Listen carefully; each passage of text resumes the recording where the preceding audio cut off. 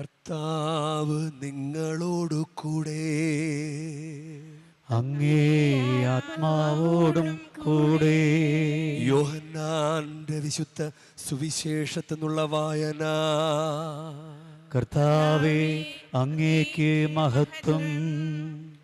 അക്കാലത്ത് യേശു നിക്കോദെമോസിനോട് അരുളി ചെയ്തു, തൻ്റെ ഏകജാതനിൽ വിശ്വസിക്കുന്ന ഏവനും നശിച്ചു പോകാതെ നിത്യജീവൻ പ്രാപിക്കുന്നതിന് വേണ്ടി തൻ്റെ ഏകജാതന് നൽകാൻ തക്കവിധം ദൈവം ലോകത്തെ അത്രമാത്രം സ്നേഹിച്ചു.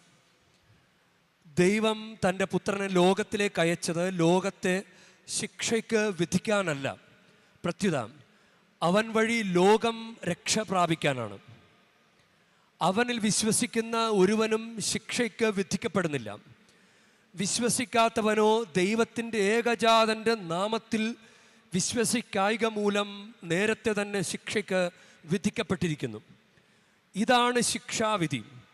പ്രകാശം ലോകത്തിലേക്ക് വന്നിട്ടും മനുഷ്യർ പ്രകാശത്തേക്കാൾ അധികമായി അന്ധകാരത്തെ സ്നേഹിച്ചു.